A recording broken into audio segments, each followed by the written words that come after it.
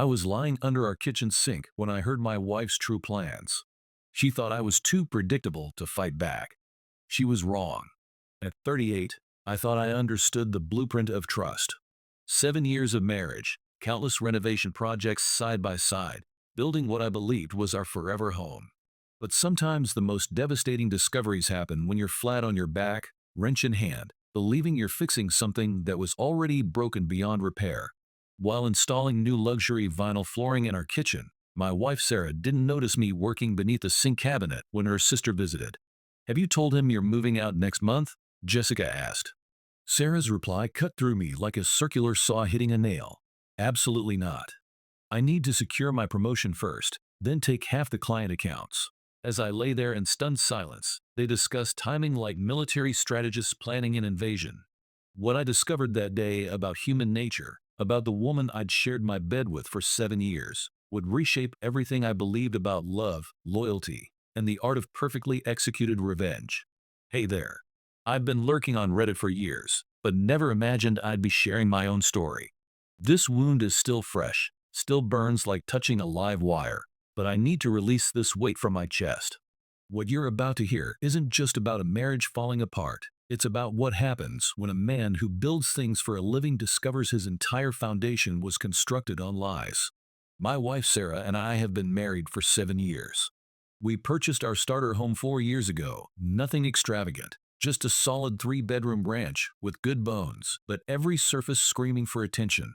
Being in the electrical contracting business, I've been methodically updating it room by room. Our relationship felt like that house. Sturdy foundation, reliable structure, but perhaps needing some maintenance in areas I'd chosen to overlook.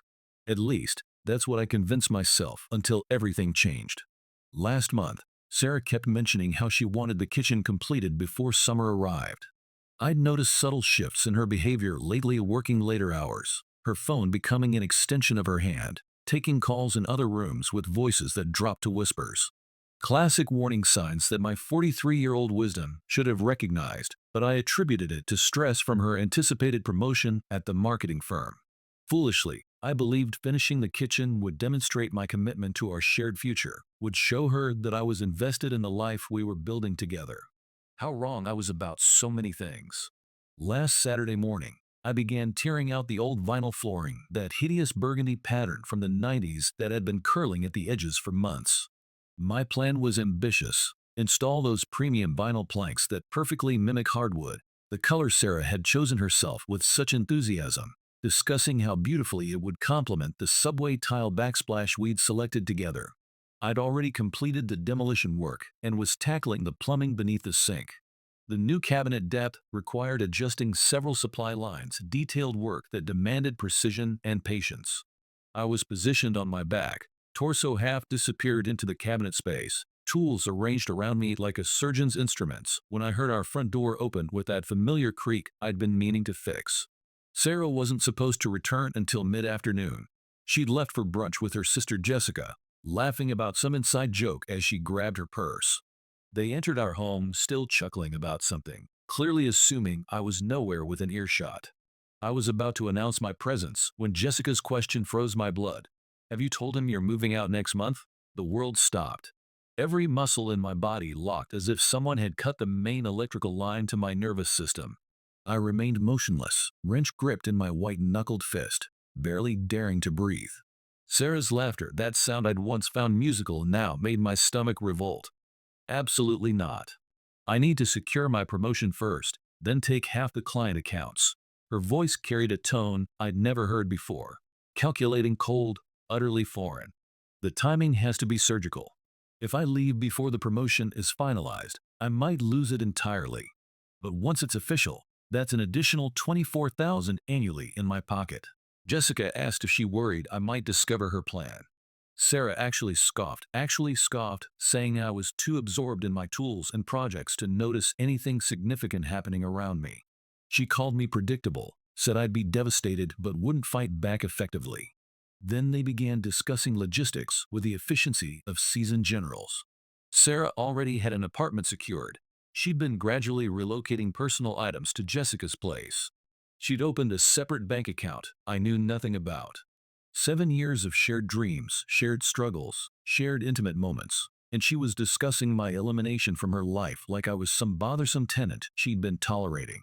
The rage building inside me was unlike anything I'd experienced, not the quick flash of anger when you hit your thumb with a hammer, but something deeper, more controlled, like the steady heat that builds in an overloaded circuit before it finally blows. My hand gripped that wrench with such intensity I thought I might leave permanent impressions in the metal, but I didn't move. Some primal instinct warned me to remain still, to absorb every detail of their conversation. They relocated to the living room, voices becoming more distant but still audible. Sarah expressed concern about our joint accounts, strategizing how to maximize her take. Jessica suggested consulting her friend who'd cleaned out her ex beautifully during her divorce. They discussed timing like this was some elaborate heist they'd been planning for months. Sarah wanted to delay until after her parents' anniversary celebration next month, wouldn't want to spoil their special day with unpleasant news. How incredibly thoughtful of her. I remained in that cramped space for what felt like hours, but was probably 30 minutes, until they decided to continue their shopping expedition. When our front door finally closed, I extracted myself from beneath that sink feeling like my chest cavity had been hollowed out with a rusty chisel. You want to know the most devastating part? We'd been actively discussing starting a family. I'd been setting aside money for fertility treatments because Sarah has polycystic ovary syndrome. There was $18,000 sitting in an account specifically designated for our future children she knew would never exist because she'd already written me out of her story. I wandered through her half-demolished kitchen, mind spinning like a drill bit hitting concrete. My initial impulse screamed to pack everything I owned and disappear before she returned, or to confront her the moment she walked through that door. But something more calculated stopped me. The more I reflected on her smug certainty that I wouldn't fight back, that I was too predictable to pose any real threat, the more determined I became to prove her catastrophically wrong. So I chose the most difficult path I'd ever taken. I returned to work. I channeled every molecule of rage, every fragment of betrayal, into that flooring installation. By the time Sarah arrived home around 6:30, I had more than half the new planks installed, working with mechanical precision that helped maintain my sanity. She breezed in radiating artificial happiness, commenting enthusiastically about the progress, asking if I wanted to order delivery since our kitchen was obviously unusable. I smiled back and agreed, playing my role to perfection. That evening was absolutely surreal. We ate Thai food on our couch, watched some Netflix series I couldn't focus on, and she snuggled against me like everything was beautifully normal. She even initiated intimacy later, which now made me question whether it was guilt-driven maintenance or just preserving her facade. I went through those motions, feeling nothing but disgust and controlled fury. Every touch, every manufactured smile was like sandpaper against my soul, but I performed my part flawlessly. I told her I loved her before we drifted off to sleep, while silently promising she'd regret every calculated word I'd overheard. Sleep was impossible. Once Sarah's breathing steadied into deep slumber, I slipped from our bed and began my intelligence-gathering mission. Her phone remained locked, but I knew her laptop password. We'd shared everything, or so I'd believed. Nothing immediately suspicious in her accessible emails, but checking our joint accounts online revealed a disturbing pattern. Regular transfers of $200 to $300 to her personal account over recent months. More than her usual discretionary spending, small enough that I hadn't noticed individually, but accumulated to several $1,000s. I photographed everything with my phone. A documentation would prove crucial. By 3 in the morning, I was sitting on our back deck, texting my closest friend Marcus. Need to talk immediately. Marriage emergency. Not exaggerating. He responded instantly despite the hour. Tomorrow lunch. Usual place. The following morning, I was back installing flooring before Sarah awakened. Acting normal became the most challenging job I'd ever undertaken, more difficult than any complex electrical installation I'd handled. She kissed me goodbye, mentioned how fortunate she felt to have such a skilled, dedicated husband, and headed to work. The instant her car disappeared from our driveway, I collapsed against our new cabinets, trembling with anger and betrayal. But I wasn't going to be the predictable, passive victim she expected. This renovation would continue exactly as she envisioned: perfect, beautiful, everything she'd dreamed of. And while I worked, I'd construct something else entirely. The flawless plan to ensure she regretted ever thinking she could discard me like that outdated vinyl flooring. By Sunday evening, I'd completed most of the floor installation. The physical labor helped process the shock. Every nail driven was like securing a piece of my resolve. Every measured cut was a calculated step in my emerging strategy. Sarah offered nothing but compliments and affection, even bringing me cold beer while I worked, enthusiastically discussing how excited she was for a completed kitchen. Monday marked when everything shifted into higher gear. Lunch with Marcus provided exactly the support I needed. We met at our regular sandwich place, and the moment I shared what had happened, he transformed from concerned to absolutely furious on my behalf. "You need to strike back harder than she expects," he said between bites. "She thinks you're predictable? Show her exactly how wrong she is." We spent that lunch break outlining my strategy. Separate finances immediately, document everything thoroughly, consult an attorney before she had any opportunity to act. Marcus's brother had survived a brutal divorce the previous year, so he understood the playbook perfectly. "Don't reveal your hand too early," was his primary advice. "The element of surprise is your only advantage right now." I returned to the renovation that evening with renewed purpose. Sarah texted that she'd be home late. "Work dinner," she called it. Sure. I utilized the time alone to begin making strategic moves. First call, my bank, where I opened a new individual account. Second, scheduling a consultation with the divorce attorney Marcus recommended for Wednesday during my lunch break. While installing the final section of flooring, I discovered Sarah's old journal behind the refrigerator must have fallen back there during our initial cabinet removal. I'm not proud of reading it, but the entries from recent months confirmed everything. She'd been planning this exit for weeks, discussing feeling trapped and ready for her next chapter. Multiple mentions of someone from work named Ryan, nothing explicitly confirming an affair, but enough innuendo to make the situation crystal clear. The entry that truly devastated me was dated just 3 weeks prior. "David keeps discussing fertility treatments again. Feel guilty, but what's the point in starting that process when I'm leaving? Would just complicate the exit strategy. Better to keep stalling." That night, when she arrived home carrying the faint scent of wine and wearing makeup that had been carefully refreshed, I nearly exploded. Nearly threw that journal in her face and watched her world implode. But I remembered Marcus's advice: strategic patience. Let her believe her plan was progressing while I systematically dismantled it. "Kitchen's looking absolutely amazing, babe," she said, kissing my cheek with practiced affection. "You're incredibly talented. This is going to add tremendous value to our house." The irony wasn't lost on me, a value she planned to claim without me. "Just want you to be happy," I replied, the words tasting like metal shavings in my mouth. "I am happy," she lied directly to my face without the slightest flicker of remorse. "So incredibly happy with you." I nodded and returned to my work, unable to meet her eyes without my expression betraying everything. That's when I decided this renovation would be my masterpiece, and my revenge would be crafted with equal precision. Tuesday morning, Sarah left early for a major presentation. I called in sick to my own job and spent the day conducting thorough reconnaissance and preparation. I photographed all our important documents, made copies of tax returns, inventoried everything valuable in our home with purchase dates and approximate values. I checked all account balances and captured screenshots. By Tuesday evening, I possessed a complete picture of our financial situation and was developing my comprehensive strategy. The kitchen was nearly finished, just needed to install the new farmhouse sink and complete the backsplash. Sarah was absolutely effusive with praise when she returned, discussing hosting a dinner party to showcase my craftsmanship. The audacity was breathtaking. She was planning a dinner party for friends she'd continue seeing after discarding me, in the kitchen I'd built for her. Looking at her across the nearly completed space, it struck me how completely I'd misread our entire relationship. The foundation wasn't just damaged, it was rotten through and through, compromised from the beginning. "Something wrong?" she asked, noticing my expression. "Just exhausted," I lied. "Been pushing hard to finish this for you." She smiled, apparently satisfied with my explanation. "It'll be worth it. This kitchen is going to be absolutely amazing." "Yeah," I agreed, turning back to the sink installation. "You have no idea how amazing it's going to be." As I worked late into the night, I could hear her on the phone in our bedroom, voice deliberately low. probably coordinating with Jessica about their plan, or maybe Ryan.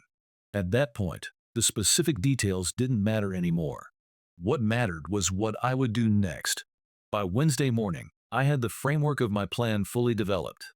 5 days, that's how long I estimated I needed to arrange everything perfectly. 5 days of careful pretending, of renovation work, of meticulous preparation.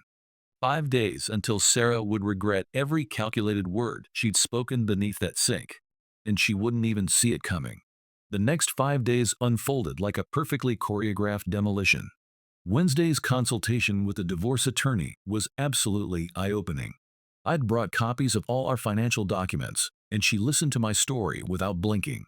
She explained how crucial it was that I discovered Sarah's plans before she could execute them. In our state, cleaning out joint accounts isn't technically illegal between spouses, but if Sarah had acted first, it would have created a legal nightmare. That afternoon, I moved exactly half of our joint savings, of $52,000, to my new individual account. Not a penny more than my fair share. I wasn't planning to play dirty like Sarah intended, but I refused to be anyone's fool. Thursday was about documentation and intelligence gathering. I took photographs of everything valuable in our home before Sarah was awake, created a detailed spreadsheet noting purchase dates and original buyers. While Sarah was showering, I quickly checked her planner. There it was, meeting with Rebecca 1 p.m.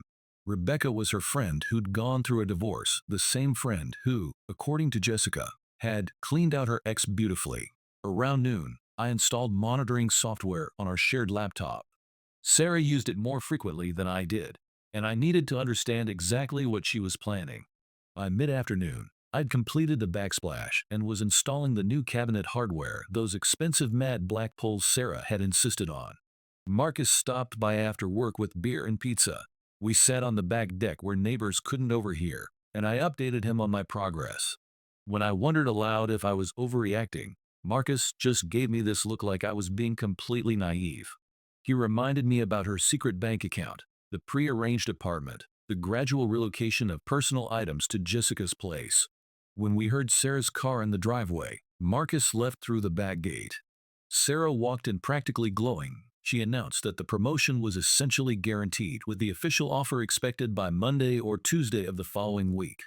That night, as we lay in bed, Sarah snuggled against me with apparent contentment, asking if the kitchen would be finished by Saturday for a potential gathering. I confirmed it would actually be completed ahead of schedule. After she fell asleep, I checked the monitoring software. New emails between Sarah and Jessica discussed apartment logistics as Sarah had signed the lease yesterday, with move-in scheduled for exactly 4 weeks out. Friday was execution day. I had most of the kitchen completed, but there were still finishing touches required, under cabinet lighting, caulking, final paint touch-ups. First, I went to our safe and removed my grandmother's jewelry that Sarah occasionally wore, family heirlooms that were never technically hers. I packaged them carefully and drove them to my parents' house. Next, I went to the bank and closed our joint credit card account, opening a new one solely in my name with a different institution. While I was out, I called the fertility clinic and explained I needed to close our account. The $18,000 we'd saved would be returned within 5 to 7 business days to my new individual account. Back at the house, I installed the final touches on the kitchen. As I attached the last piece of crown molding, I felt this twisted sense of pride.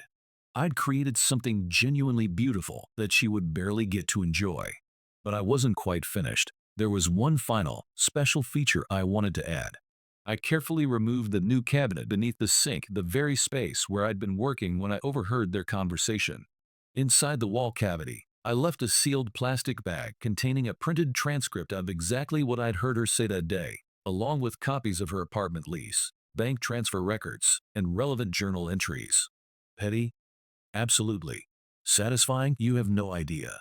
When Sarah arrived home, she practically squealed seeing the completed kitchen, saying it exceeded even her highest expectations. We ordered sushi while Sarah took endless photos for Instagram. #kitchenreno, #dreamkitchen, #blissfulhomelife. Later, Sarah appeared downstairs wearing lingerie I'd never seen before, saying she wanted to properly christen our new kitchen. For a moment, I almost broke, almost told her I knew everything. But I reminded myself, just 2 more days. 2 more days until my plan reached completion. so I went through those motions, feeling nothing but contempt with every touch. Saturday morning, Sarah was enthusiastic about hosting friends that evening to showcase the kitchen.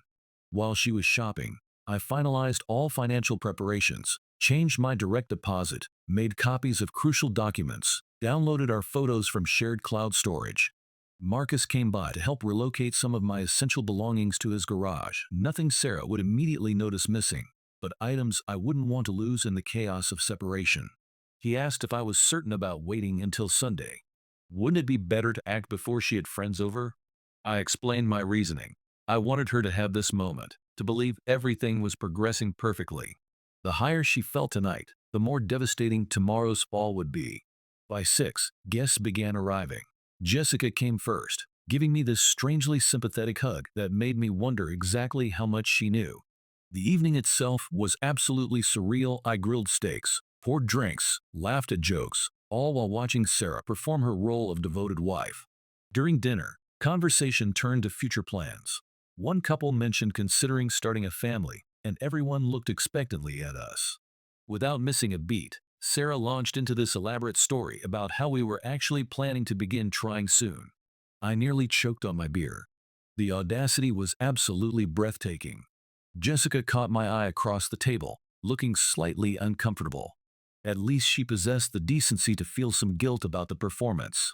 Sunday arrived with perfect dramatic symbolism, dark clouds and forecasted severe thunderstorms. Sarah was still sleeping when I rose and made coffee. I sat at our kitchen island, admiring my craftsmanship one final time. I'd planned every detail of this day. Sarah's parents were coming for lunch, her idea, not mine. She wanted to show them the kitchen too. Everyone who mattered to her would witness what came next. As I sipped my coffee, I felt strangely calm. The panic and rage had crystallized into something harder, more resolved. I was no longer working frantically in a crisis. I was installing the final perfect piece of crown molding on a masterpiece of justice. Sarah finally came downstairs around 9, yawning and asking if I'd made enough coffee for her. She didn't even notice my mood, too busy checking her phone and confirming lunch plans. Her parents were due at noon. I had 3 hours left of pretending. 3 hours until I demolished the life Sarah thought she had so carefully constructed. The storm broke just as they arrived, rain hammering against our new kitchen windows as I welcomed them inside. Perfect dramatic backdrop for what would be the most important renovation reveal of my life. And unlike Sarah, I wasn't planning to delay my own personal demolition day, not by a single minute more. Her parents arrived looking damp but cheerful. Her father, Tom, immediately complimented the exterior paint job I'd completed the previous summer. Her mother, Diane, brought fresh flowers for the table, always thoughtful in that way. I genuinely liked Sarah's parents, which made what was coming even more difficult. Sarah led them on the grand tour of the kitchen, pointing out every feature as if she'd personally installed them. Her parents made appropriate sounds of admiration. Tom inquired about costs, and Sarah waved it off, saying we'd discuss numbers later. I almost left. She had no idea what numbers we'd actually be discussing shortly. As Sarah concluded the tour, Diane asked when we were having people over to appreciate it. Sarah mentioned we'd already entertained friends the previous evening and was considering hosting her work team the following weekend. I just smiled, knowing there wouldn't be any work team dinner next weekend. We all settled around the dining table for lunch. Sarah had prepared her mother's lasagna recipe, one of the few things she cooked expertly. As we ate, conversation naturally flowed to Sarah's upcoming promotion. This was the moment I'd been waiting for. Sarah elaborated enthusiastically about her excitement for this next career step, how it would mean additional income for our future. She even reached over and squeezed my hand while speaking the ultimate performance of loving wife. Her father raised his glass in a toast to her success. Everyone clinked glasses, and in that moment of celebration, I decided it was time. After taking a sip, I set my glass down carefully and announced I had something to add to the celebration. Everyone turned to me expectantly. Sarah had that expression, half curious, half annoyed at having her spotlight interrupted. I smiled and said I'd discovered something interesting beneath the sink last weekend while doing the renovation. Sarah's expression didn't change, but I saw confusion flicker in her eyes. I pulled out my phone, tapped the screen several times, then placed it in the center of the table. The recording I'd made began to play. Sarah and Jessica's voices, crystal clear. Have you told him you're moving out next month? Absolutely not. I need to secure my promotion first, then take half the client accounts. I'd edited the audio to just the most damning 30 seconds. As it played, I watched the blood drain from Sarah's face. Her parents went completely still, forks frozen halfway to their mouths. When it finished, there was absolute silence broken only by rain against the windows. Sarah's mother spoke first, her voice barely above a whisper, asking Sarah if that was really her on the recording. Sarah's face cycled through shock, embarrassment, and finally settled on anger. She turned on me with vicious intensity. How dare I record her private conversations? This was illegal. I was manipulating the situation, taking things completely out of context. I sat there calmly, letting her dig herself deeper with every denial. When she finally exhausted herself, I explained quietly that I hadn't recorded their original conversation. I'd been beneath the sink working when they arrived. I'd heard every word as it happened live. Her father pushed his plate away and asked Sarah directly if it was true. Was she really planning to leave? Had she already secured an apartment? Was she planning to drain their accounts? Sarah started crying, and not genuine tears, but the manipulative kind she'd used before when caught in lies. She claimed I was a terrible husband, that I'd been neglecting her for years, that I was emotionally unavailable. All these accusations materialized from nowhere. Her mother reached across the table and took her hand, asking why Sarah hadn't mentioned any marital problems to them. Sarah stammered something about not wanting to worry them, and I watched her attempting to salvage the situation, to flip the script and position herself as the victim. That's when I revealed everything else I'd discovered: the secret bank account, the apartment lease she'd already signed, the jewelry and personal items she'd gradually moved to Jessica's place, the texts and emails strategizing how to maximize what she could take from our joint finances. With each new revelation, Sarah's parents looked increasingly horrified. Her father kept shaking his head in disbelief. Her mother had tears streaming down her face. Sarah attempted one final desperate angle, claiming there must be someone else. That's why I was doing this. I just laughed and pulled out my phone again, scrolling to show her the screenshots I'd captured of her texts with someone named Ryan from her workplace. Nothing explicitly confirming an affair, but enough flirtatious messages to make the inappropriate relationship obvious. Her father stood up then. He's old school, with an uncompromising moral compass. He told Sarah that he and her mother needed to leave, that they needed time to process all this. The disappointment in his eyes was devastating, and not for me, but clearly for Sarah, who'd always been Daddy's perfect daughter. As they gathered their belongings, her mother hugged me and whispered she was so sorry. Her father shook my hand firmly and said he'd call me later. Neither could look at Sarah when they left. When the door closed behind them, Sarah's fake tears dried up instantly. She went into full attack mode, screaming about how I'd ruined everything, how I'd destroyed her relationship with her parents, how I'd never understand why she needed to leave. I stood there, oddly calm, as she completely melted down. When she finally paused to breathe, I told her I had one more announcement. While she'd been planning her exit strategy, I'd been implementing mine. I explained that I'd already moved half our savings to an account solely in my name, that I'd closed our joint credit cards, that I'd contacted the fertility clinic and redirected the $18,000 we'd saved for treatments to my personal account, that I'd documented every valuable item in the house with proof of purchase and ownership. Her face transformed from angry to panicked as she realized what this meant. Her entire plan to blindside me and financially devastate me was completely derailed. She grabbed her phone, probably to check our accounts. Her hands were shaking so violently she dropped it twice before managing to log in. I watched as reality hit her. Half our money was already gone, legally transferred to accounts she couldn't touch. That's when she switched tactics. Suddenly, she was sobbing, claiming it had all been a mistake, that she'd been confused and scared about our future, that Jessica had been putting ideas in her head, that she'd never actually planned to follow through. I asked about the apartment lease, the secret bank account, the items already relocated to Jessica's place. She had no answers. Then, in what I can only describe as peak desperation, she tried one last approach. She stepped closer, placing her hand on my chest, saying we could work through this, that she was sorry and wanted to try again, that the promotion would mean more money for both of us.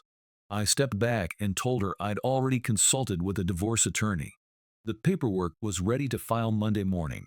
I'd even been generous. I wasn't requesting alimony despite supporting her through graduate school during our early years. All I wanted was a clean separation and what was rightfully mine. The expression on her face was something I'll never forget the moment she realized she'd completely misjudged me, that her prediction of me being predictable and passive was catastrophically wrong, that while she'd been planning to discard me, I'd been 10 steps ahead the entire time. She asked where I would go. I told her I'd already arranged to stay with Marcus while I found a new place, that I'd be moving my belongings out today. Sarah followed me upstairs, still trying different approaches to salvage the situation. She was worried about what people would think, about how this would affect her promotion if word spread, about potentially losing the house she loved.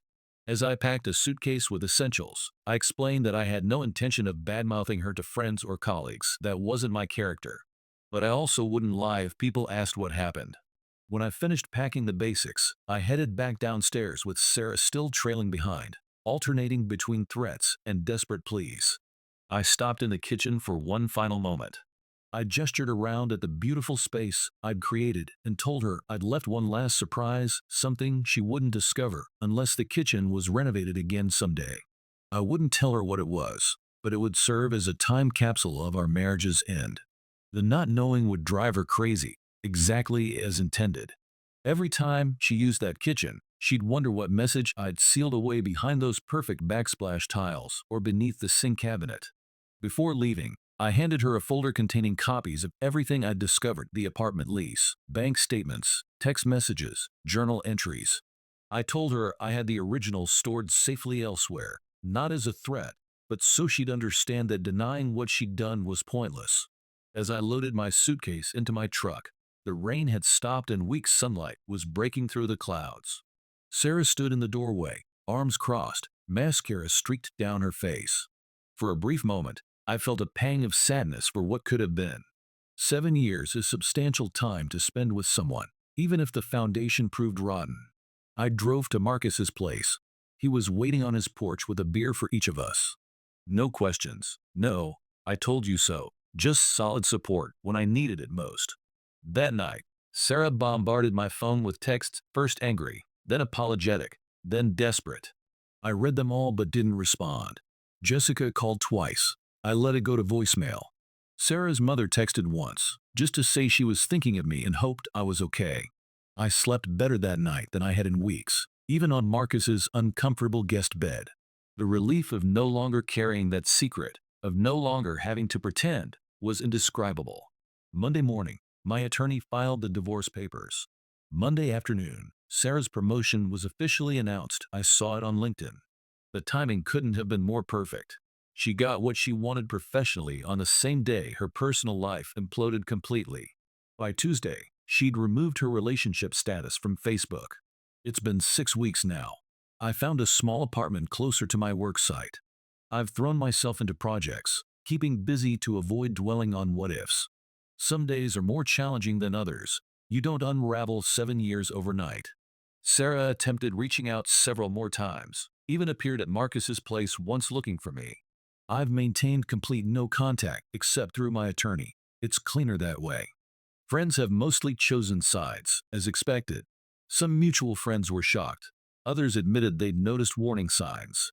A few have tried playing peacemaker, suggesting we attempt counseling. They mean well, but don't understand that some foundations are too compromised to rebuild. Yesterday, I drove past our house and saw a for sale sign in the front yard. Seems Sarah doesn't want to live with the kitchen I built her after all. Maybe she can't stand knowing there's something hidden in those walls. Maybe the space holds too many memories, or maybe she just needs the money now that her exit strategy collapsed. Whatever the reason, seeing that sign felt like the final piece of demolition. The structure that was our marriage has been completely dismantled, down to bare earth. And you know what? I'm ready to start a new project on solid ground this time. Because if there's one thing I've learned in this business, it's that you can't build anything lasting on a foundation that was never really there to begin with. Some things are worth saving. Some things are worth rebuilding. And some things just need to be torn down completely so you can start fresh.